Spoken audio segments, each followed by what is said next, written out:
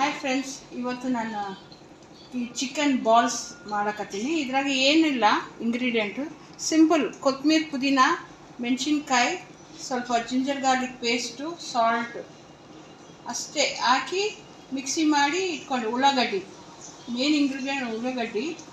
ಸ್ವಲ್ಪ ಉಳ್ಳಾಗಡ್ಡಿ ಜಾಸ್ತಿ ಹಾಕಬೇಕು, ಆವಾಗ ಈ ಬಾಲ್ಸು ಸಾಫ್ಟ್ ಆಗುತ್ತೆ. ಇವಾಗ ಇದು ನಾನು ಫ್ರೈ ಮಾಡಿ ತೋರಿಸ್ತೀನಿ ನಿಮಗೆ.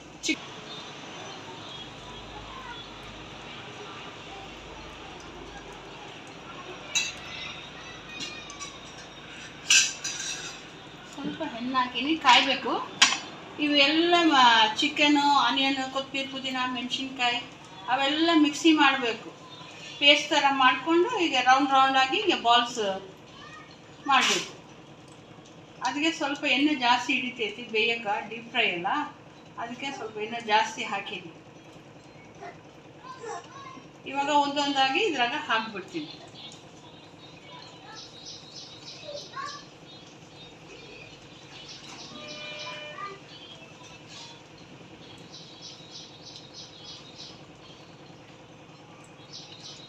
ಇವಾಗ ಎಲ್ಲ ಈ ಪ್ಯಾನ್ದಾಗ ಹಾಕಿನಿ ಫ್ರೈ ಮಾಡೋಕ್ಕೆ.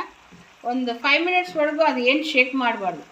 ಅದು ಸ್ವಲ್ಪ ಹಾರ್ಡಾಗುತ್ತದಲ್ಲ, ಆವಾಗ ನಾವು ಅದು ಫ್ಲಿಪ್ ಮಾಡಿ ಹಾಕಬೇಕು ಫ್ರೈ ಆಗೋಕ್ಕೆ. ಆಗಿದೆ ನೋಡಿರಿ, ಹಿಂಗಾಗುತ್ತೆ. ಚೆನ್ನಾಗಿರುತ್ತೆ ಸ್ಪೈಸಿಯಾಗಿ.